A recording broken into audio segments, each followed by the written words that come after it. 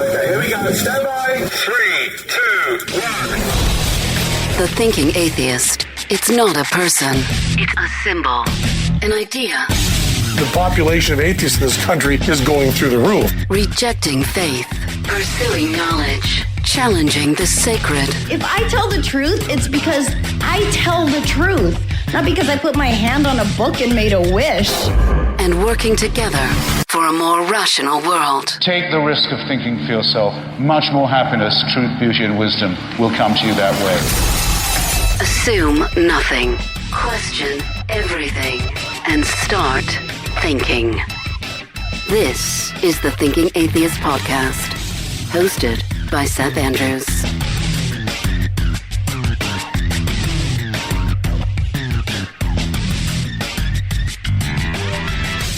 You know, it's not easy being a critical thinker. I'm not talking about myself here. I know I'm not a critical thinker. You are listening to a guy who took decades to crawl out of a faith culture that was selling some really wacky claims that I accepted. I just said, oh, okay, that's true. Fantastic. I was that trusting kid who kind of grew up into a trusting adult. I really want to do better about that, but I know I'm not a great thinker. I know this. I tell you, when I go out and do like a live event, and I'm doing a bunch of them this year. By the way, the calendar's filling up. Orlando, Kansas City, Los Angeles, Denver, Sarnia, Ontario, Houston, etc. A lot of stuff coming up. But sometimes when I go to a new place, I am introduced. Ladies and gentlemen, please give a warm welcome to the Thinking Atheist, Seth Andrews. And I just die inside. The Thinking Atheist isn't a person. It's a goal. It's something we're supposed to aspire to, especially those of us who came out of a fake it till you make it faith culture. Let's think about these things. Critically think. I've bumped into some people in the atheist movement who they've just decided that they're beyond bias. They're beyond emotion. You know, it's not that they say I can never be wrong. They're not saying that I am like godlike in my cognitive powers, but you can just feel it on them. Hell, you can smell it on them. They're just like, well, I am a skeptical person now. I'm immune to emotion and bias. I am the skeptic. And I just want to look at him and grab him by the collar and shake him and say, no, you are a flawed, emotional, biased, higher primate. And you can be wrong as much or more than anybody else. And it's something we all have to be on the lookout for. I've been trying, to go back and find out if the stuff I believed was actually true. Of course, many of us were raised with stuff like, well, don't swallow your chewing gum or it's going to stay in your stomach for 7 years. That kind of stuff. Those were fun. By the way, that claim is totally bogus. The swallowed gum just passes right through like all the other food would. But Mom told us, we believed it. We were so trusting. Don't go outside in the cold weather unless you've got a coat on, or else you're going to catch a cold. And I was like, okay. And I'd go get my coat on. I didn't even stop to say, what's a cold? Where does it come from? Why would it exist in cold weather more than lukewarm or hot weather? Is the virus seasonal? Is it even a virus? What's a cold? I didn't do any of that. I was like, okay, and I got a coat. No, cold weather doesn't give you a cold. A cold is a virus. Viruses are transmitted through bodily fluid exchange. I remember being told, don't go out in the cold if your hair's wet. Were you ever told that one? Oh, your hair's still wet. Don't go out in the cold. You're going to catch a cold. No. The one common denominator was this. In the wintertime, when the temps go down, people are more often confined indoors where it is warm. And it's in those confined interior spaces that people are more likely to get close to each other and cough and sneeze on each other and touch each other. And that's why we see colds more often in the wintertime. That's why we call it a cold season. It has nothing to do with going outside in a t-shirt. What happens if you catch a cold? Well, you better get some antibiotics. No. Viruses operate inside our cells. They're attacking our cells on the inside underneath a protective protein shield, and antibiotics cannot get in there. Antibiotics treat the bacteria that will attack a cell from the outside. Totally different thing. Here's one that makes everybody crazy. I just learned this one a few years ago. Sugar will not make your kids crazy. Man, parents lose their minds when I say that there is no definitive scientific evidence of sugar causing hyperactivity in children. I remember working with a guy and he just swore by it. He's like, oh God, I fed my child frosted mini wheats for dinner last night, and he was insufferable. He was screaming all night and flailing and climbing the furniture and hanging off the curtains and destroying things, and that's the last time I'm ever going to make that mistake again. You know, I just like, oh yeah, sugar, sure. It's like fuel. It's like high-octane fuel. It's going to jack up your kids. No, there is no scientific evidence for that. Apparently, according to the Academy of Nutrition and Dietetics, there are a few kids who might see a slight effect, but they are by far the exception, not the rule. And what's interesting is even when I say this out loud, there are people within the sound of my voice who will refuse to accept it. Don't take my word for it. Go and look for yourself. I used to get on to myself for drinking coffee on the way to a tennis match, especially when the weather's hot out there, because coffee dehydrates you. Now, that made a lot of sense to me. I just believed it. If you drink coffee, it's going to dehydrate you. Did you know that that's total crap? Consuming caffeine is not the same as consuming a whole cup of coffee. There are 17 grams of water for every single gram of coffee. So I am mostly hydrating, not dehydrating. Here's a good one. I'm down in the kitchen. I'm going to make some pasta. Honey, pesto sounds good tonight. Maybe some garlic bread. Let's eat Italian tonight. And I'm there in the kitchen bringing the water to a boil before I put the bow tie pasta in. And of course, I salt the water, because that's what you do. Salt will bring the water to a boil faster and cause it to boil at a hotter temperature. Everybody knows you salt the water. No. I mean, if you're salting to infuse salt into the pasta for flavor, that's a different thing. But temperature? That's a myth. It makes no difference. The only way it might have an effect is if you poured half the freaking salt bag into the pot. Here's a cool one. We were always taught in school that human beings have 5 senses, right? What are the senses? Sight, sound, smell, taste, and touch. It's a reflex. Most everybody can just rattle it off. What are your 5 senses? Sight, sound, smell, taste, and touch? No. We have so many more than 5 senses. Neuroscientists say it could be north of 30 or more. 30 different stuff like proprioception. That's the sense of knowing that you have arms and legs without necessarily being conscious of them, and you know where they are without actually seeing them. So I got my hands balled into a fist and they're back behind me. I don't see them, but I know they are there. That's a sense, proprioception. Thermoception, I walk into a room and I sense whether it's hot or cold or room temperature.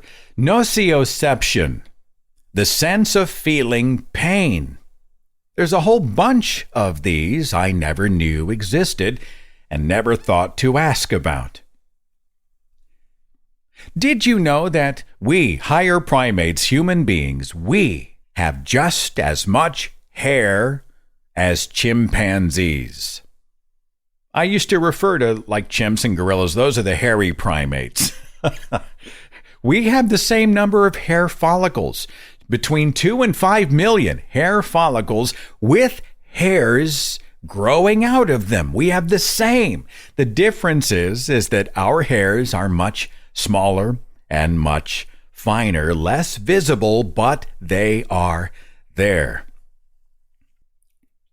What would you say if somebody asked you how many colors are in the rainbow? I'm trying to think. When I was a kid with the crayons, we would draw rainbows. I think we did 5 colors, primary colors, whatever they were.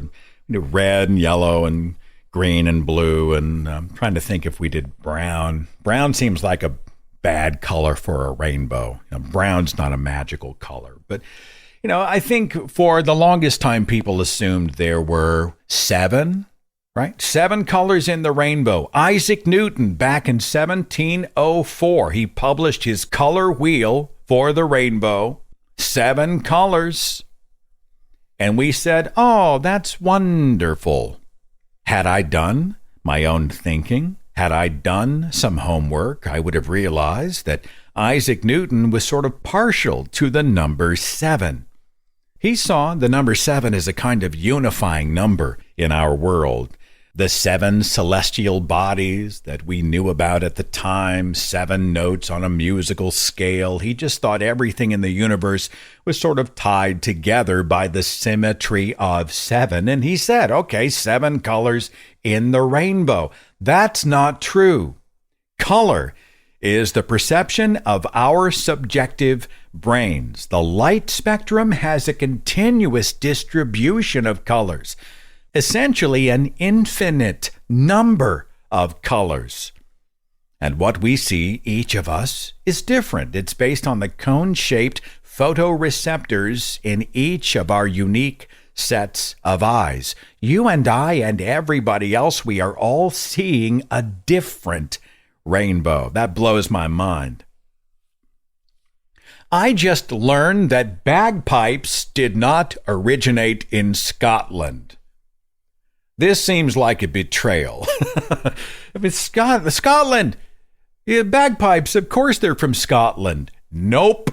There is documentation of an Egyptian bagpipe instrument made out of bone and dog skin. It dates back to like 500 BCE. The Roman Emperor Nero once had a coin minted, and that coin depicted him playing the bagpipes. If you want to see bagpipes in Scotland, you got to skip way forward to the 1500s CE. Speaking of Scotland and betrayals of long-held beliefs, did you know St. Patrick wasn't Irish? How's that even possible? It's luck of the Irish, St. Patrick, St. Patty's Day. No. St. Patrick was born in Scotland. He ended up in Ireland for a while, but if you're going to talk about birth, nationality, where he came from, St. Patrick wasn't Irish. I was taught that most of the oxygen that we breathe comes from trees. That seemed intuitive. Where else would it come from, right? It comes from trees. They intake carbon dioxide and they give off oxygen.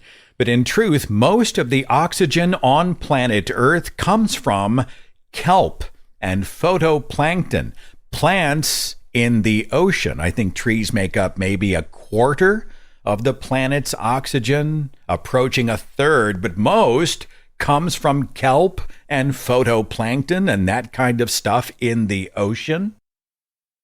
Here's one that I was told when I was probably not even 10. The daddy long legs. You know what those are, right? Long-legged spiders, the cellar spiders or the carpenter spider or whatever. The daddy long legs. They're venomous. Yeah, they've got poison in them.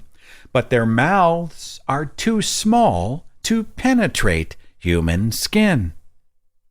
I listened to that fact and I thought, wow, that's interesting. Did I check? No, I did not. The scientific fact is there are 3 kinds of daddy long legs. Only one has venom, and that venom is about as dangerous as almond milk, right? We were safe all along, even if they could bite us. I discovered recently that fortune cookies are not actually Chinese. You can trace those back to Japan from the late 1800s. So many examples of things that I was told that I just bought it, just accepted it, just assumed it without thinking critically. My next segment is going to be all about the stuff we learned by watching movies. And the movies led us astray. We're going to have some fun next. Hang on.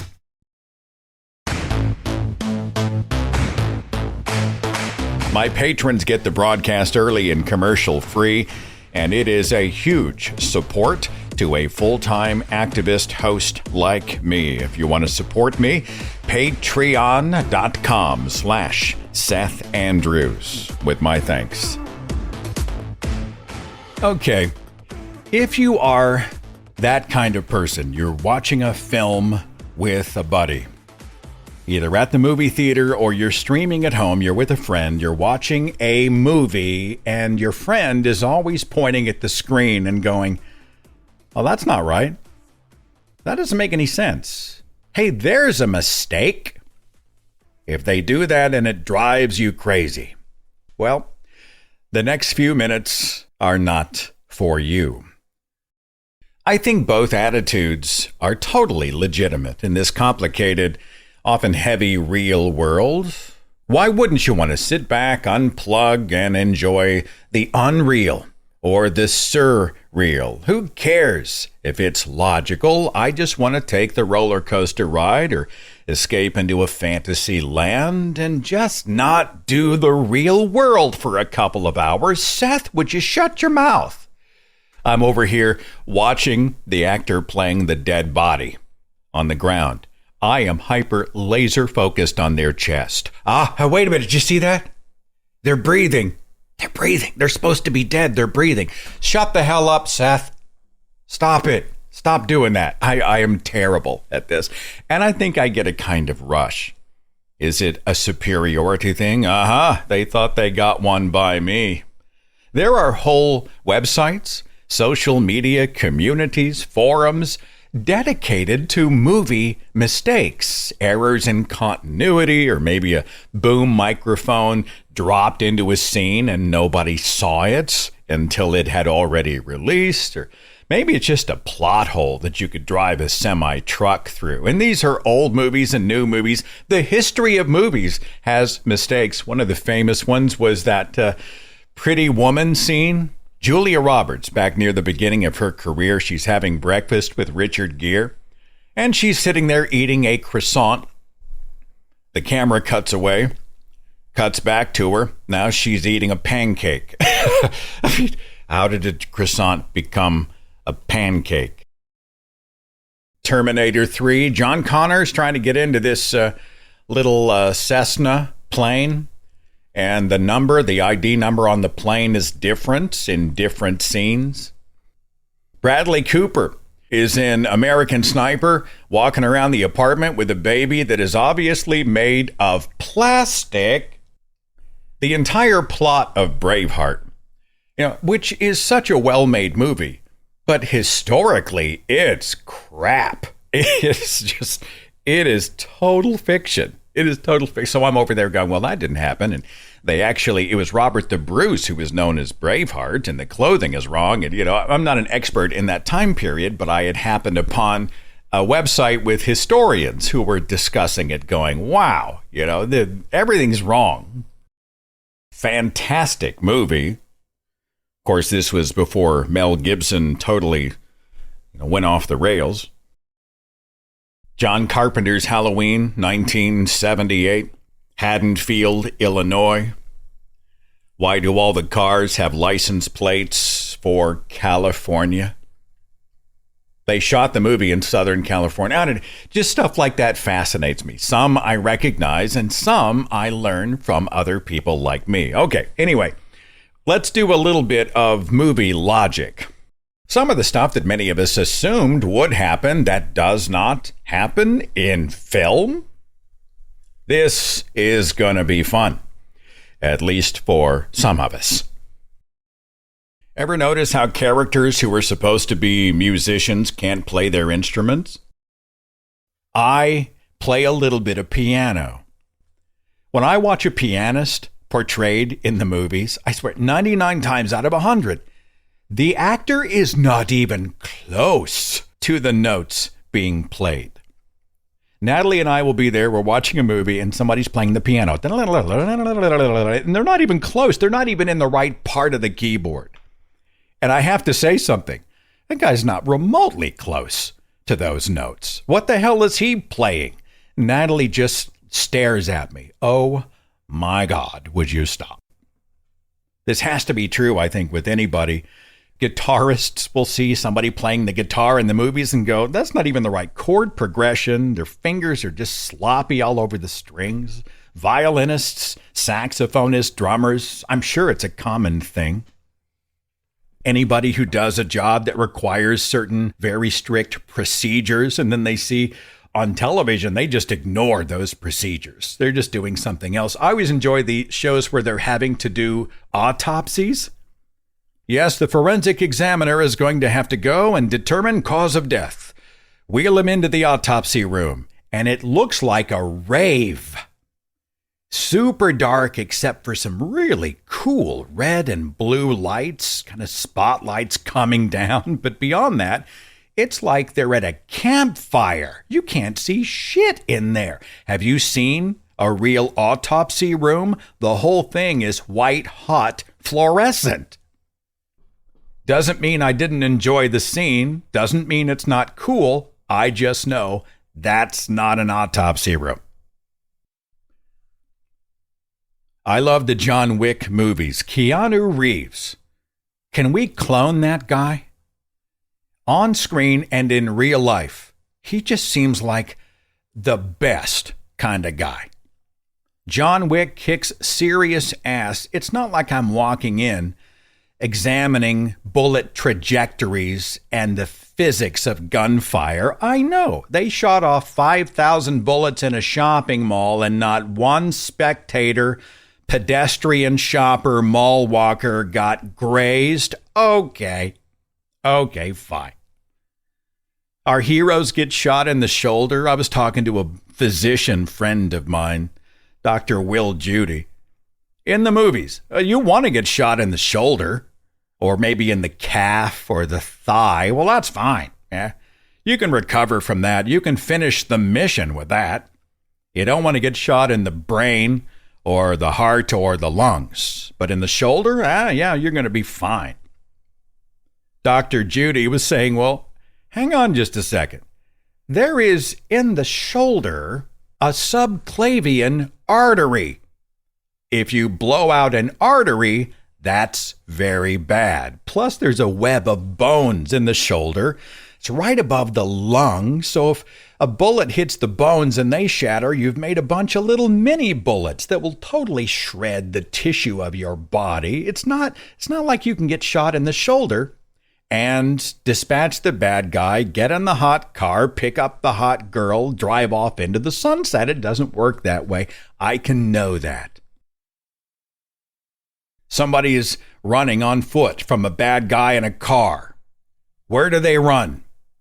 Do they duck in between the houses, between buildings? Do they hide in bushes? Do they run to the darkest part of the horizon? No, they run down the middle of the road with the car coming up behind them.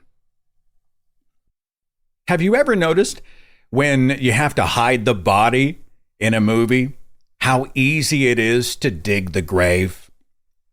Have you ever tried to dig a hole in real life? I mean, you get down more than 18 inches, 2 feet. You got gunk. tree roots, rock. Here in Oklahoma, it's rock. No, not in the movies. We see people pulling fire alarms and the sprinklers go off. This does not happen. These are two separate mechanisms. The handle of the alarm sounds the alarm.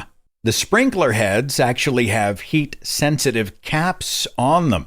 And when they melt at about 155 degrees, that's when the sprinklers go off. And by the way, when the water comes out, it's not pristine, opaque water that looks like it just poured out of your kitchen tap. This is water that has been stuck in those pipes for potentially years. It is nasty, it is dark, and apparently it stinks to high heaven.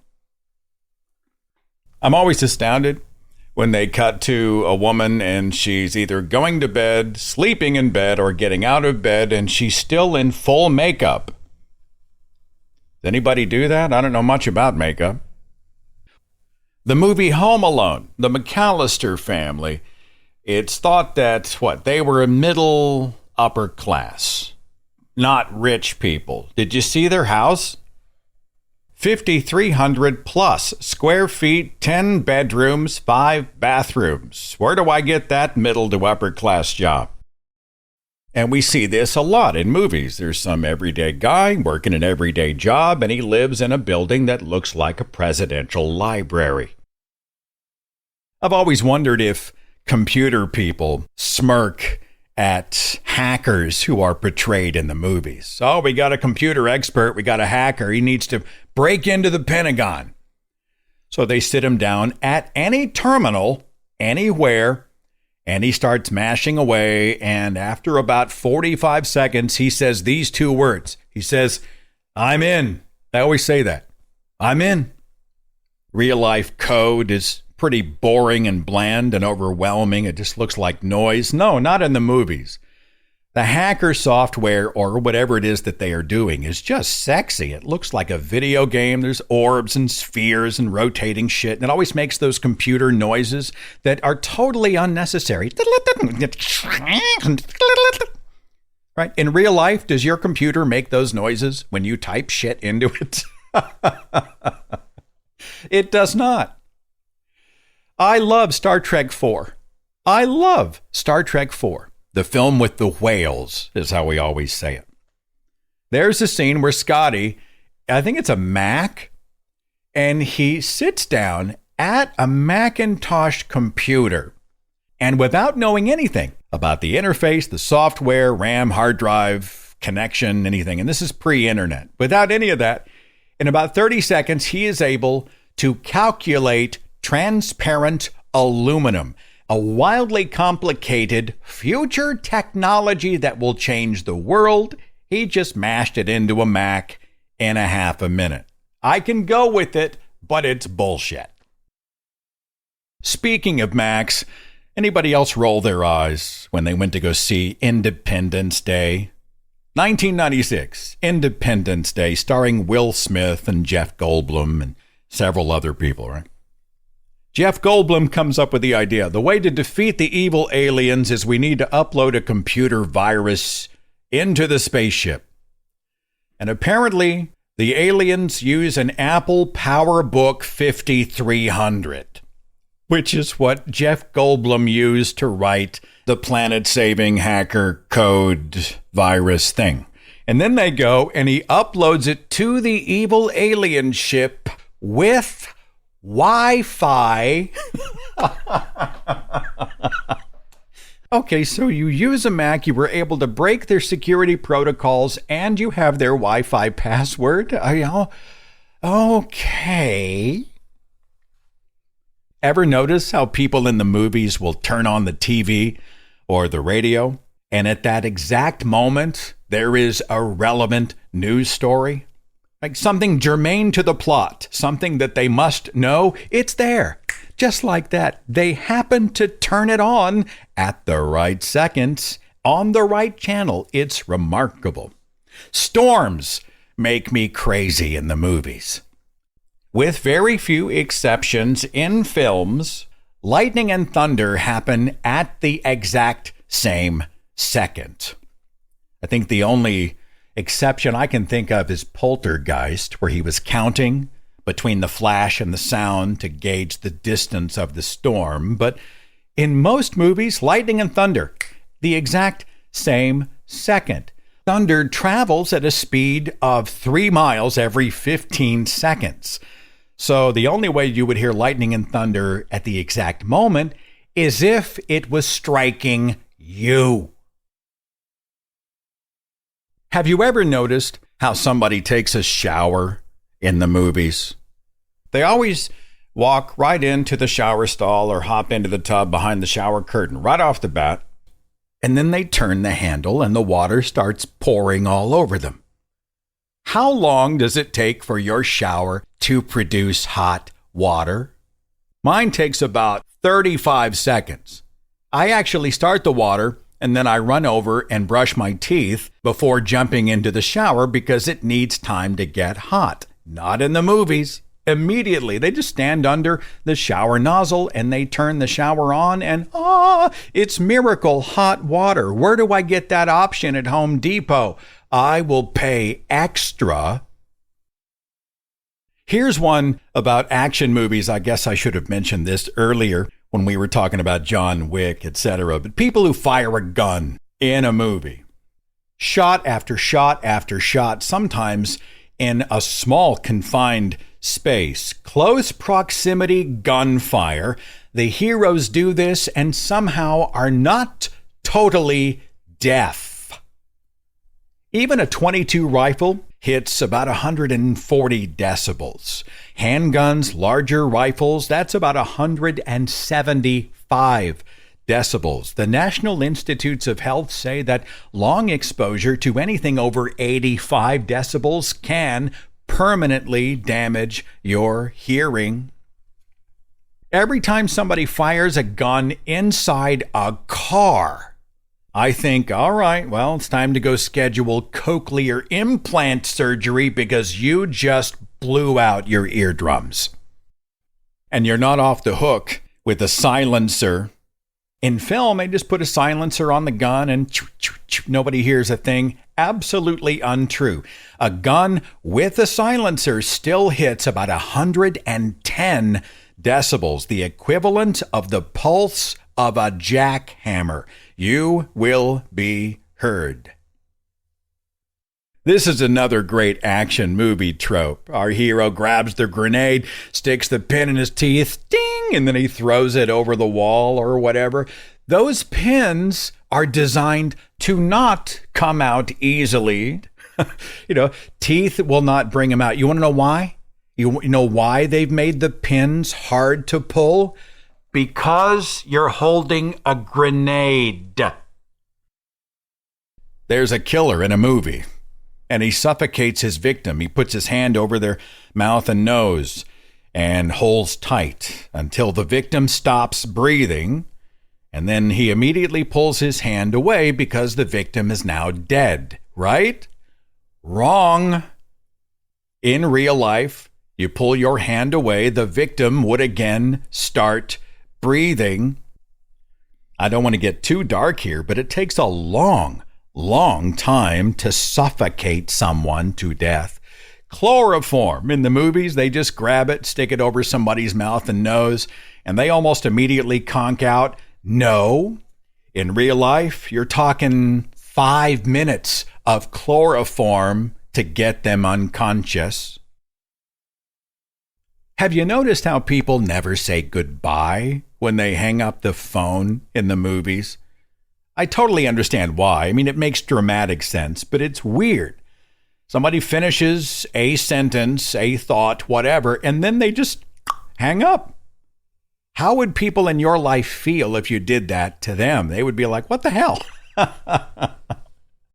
Shooting a mechanical lock, like a master lock, will not necessarily open the lock. Sometimes you just mangle the device. Shooting an alarm interface or a door lock interface won't necessarily open it. Sometimes it just shorts or sparks or maybe does nothing. Lighting a single match will not illuminate an entire underground tunnel. Falling a very long distance but landing in water will not necessarily save you. Did you know that if you fall into a river or an ocean at 80 miles an hour is the equivalent of smashing into a concrete wall? Bad guys will not attack you politely one at a time. Contrary to what the movies say, you cannot suck poison out of a snake bite. If you shoot a gas tank, it will not explode. Car doors will not protect you from gunfire. All of those movies where our heroes are evading detection by crawling through the air ducts in a building because that's totally silent. No. In real life, you would be making about as much noise as a Motorhead concert. You will not sink in quicksand. I mean, you really would have to want to sink. Normally, you float mostly on the top. If you do sink, it's about maybe to your midpoint, and it would be relatively easy to get out. No, explosions in space are not fireballs with sound. And I like the Hollywood explosions. Please continue doing that because it's awesome and cinematic and cool. And add the sound. Let me hear the big boom. I'm in. But in real life, what is an explosion? It is a massive outburst of gas, heat, pressure, and debris. On Earth, many of those explosions are accompanied by a fireball, and that's the real point of contention because the fireball comes from the burning of flammable gas or liquid along with oxygen. Fire needs what? Oxygen, heat, fuel. If there was some liquid hydrogen or liquid oxygen on a spaceship and it blew up, there might be some fire, right? There's an oxidizer there, combining with the fuel and the heat. But the explosion itself would look very different. You'd see a blast outward in every direction from the origin point, and it would continue moving outward. And that force would continue to go outward and outward and outward in space unresisted until it hit something. Which means if we blew something up, and at least one side of that spherical pressure wave, for lack of a better word, if that was just deep space, the explosion could go on for billions of years. And the sound that accompanies explosions, sound needs a carrier on which to travel. A carrier like air in the vacuum of space, there is no carrier. There's nothing that can bring the sound outward. And so imagine the final second of the Death Star. At the end of Star Wars, it blows up and you don't hear a thing. It does diminish the experience somewhat, I will admit. By the way, and this is something I didn't realize, apparently, depending on the type of gunpowder, the type of accelerant, you can fire a gun in space. I always thought that was bogus, No, you can't actually have a conversation while skydiving. I'll tell you the one that I give the most grace on. I can't defend it, but I love the Jason Statham movie Crank. I think it may be irredeemable. I can't defend it. I love that movie. And at the end, he is skydiving or falling out of a plane or whatever, and he makes a phone call. He pulls out his cell phone. And as he's falling, he calls his wife. I'll give him that. I'll take that journey. That's an example of how I know it's crap, but I still had a great time. I still absolutely adore that movie. Here's another one that just comes to mind. Nuclear weapons that have to be disarmed in the movies. Right, I understand it's not sexy to have to do this in the real world. Anybody, I'm sure, working at that level of the Defense Department or whatever is going to go in and be like, this is a massively complicated device. And so when you see the tropes about how Tom Cruise in Mission Impossible has to just click a beeper. He's got a code, a 4-digit code that saves the day. I'm sure they're rolling their eyes. The reason it comes to mind is that I rented The Abyss, the special edition. Now, let me just flesh this. I'm going to gripe a little bit. Indulge me, okay? 1989? The Abyss releases into theaters. James Cameron had just come off of The Terminator and Aliens, both of which were game-changing, near-perfect films, okay? And so The Abyss rolled in with high expectations. I bought my tickets, I buckled up, I was in the chair, and for 2 hours I had my mind blown.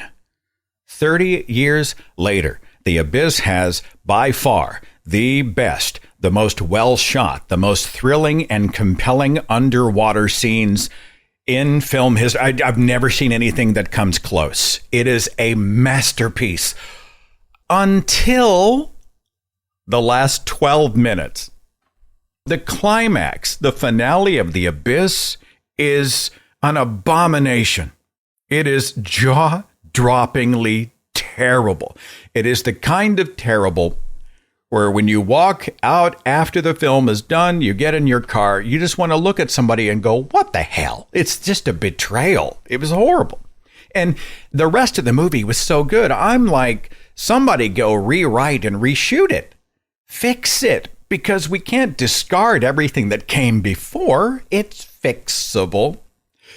Well, 30 years later, James Cameron releases a special edition. He supervised a remaster, 4K Blu-ray remaster, and it's streaming on Amazon. I saw this and realized there's a different ending. And he added about 20 minutes of new scenes peppered throughout the rest of the movie. Natalie and I pop our popcorn. We sit back, we crank it up, and oh my God, the new scenes are amazing. They didn't ruin it with the new scenes that fleshed out characters and helped to add depth to various scenes. For the first 2 hours and 10 minutes, I am cheering. And then I watch the new finale and I vomit a little bit in my mouth, because now instead of 12 minutes of abomination, jaw-dropping awfulness, I have 20 minutes of different abomination, jaw-dropping awfulness. It's just so bad. It's so bad. Where was I going? But the nuclear thing. Our hero in the film has to disarm a nuclear weapon. And it turns out in this, and I guess many other films, all you need is a crescent wrench and a pair of wire snips. He just goes down, oh, look, there's a warhead. And he just, ratchets the thing off, takes about 30 seconds, and then he grabs his wire snips, and there are 2 wires. Oh, 2 wires to dismantle a nuclear weapon that is 5 times the power of Hiroshima. I'm sure nuclear weapon technicians and scientists are smirking at that one. Speaking of nukes, Indiana Jones 4, there's a terrible movie altogether.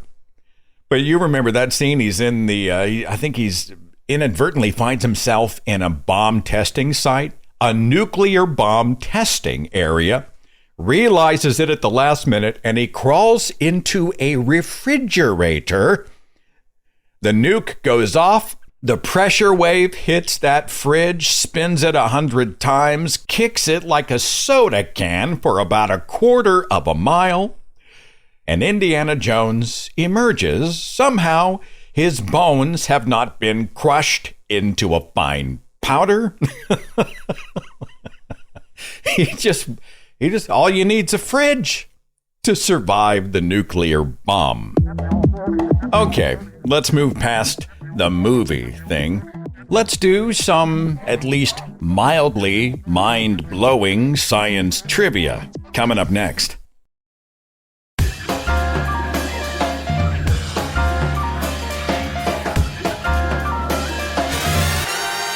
Today is just a fun show.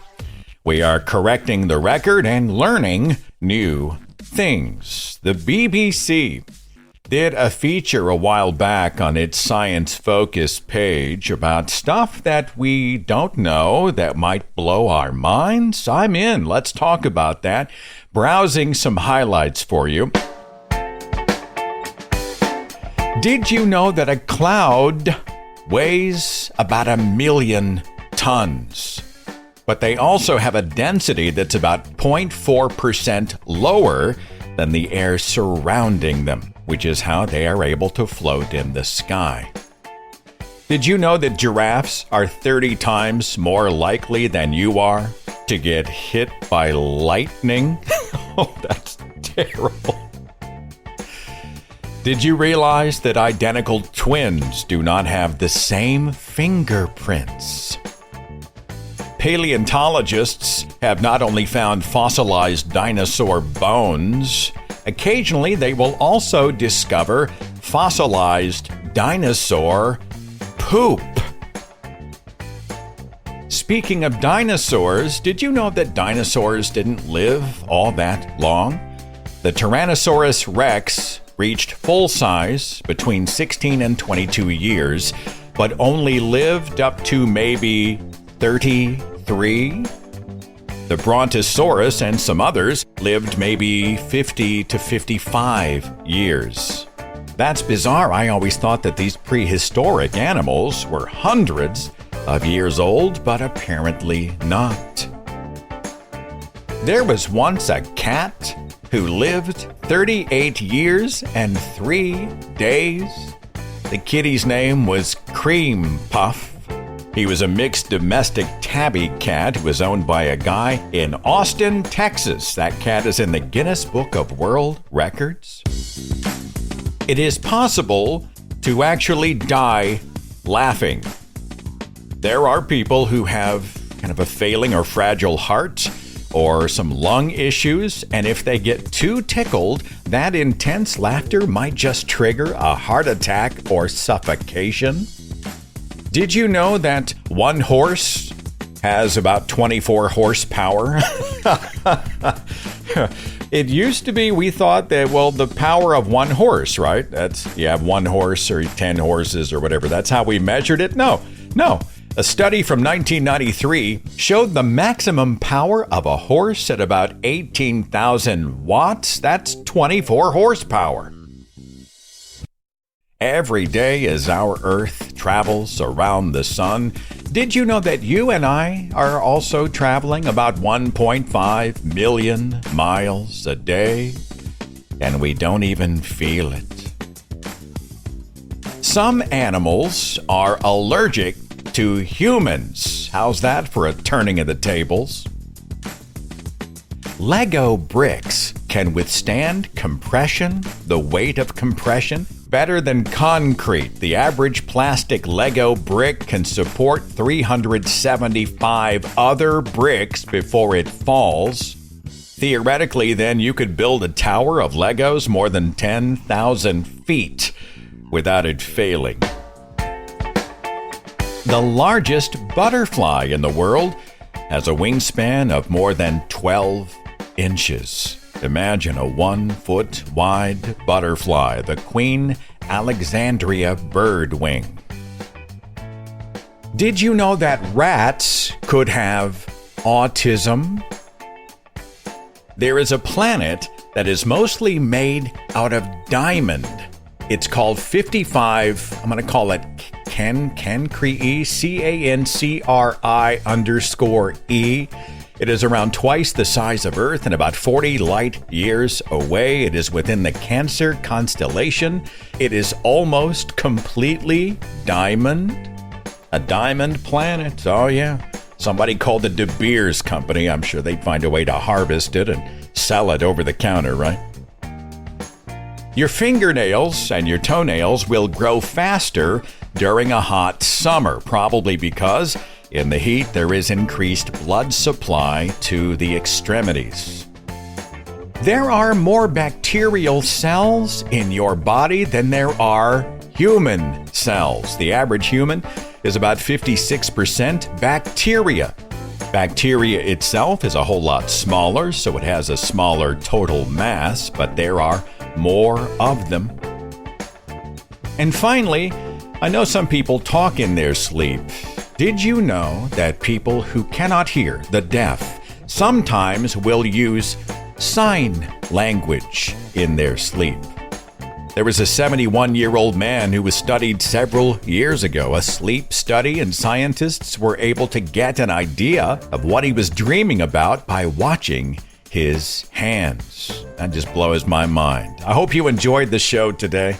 It's always fun to learn new stuff, especially trivia, information we can talk about at parties. Did your brain expand? I certainly hope so.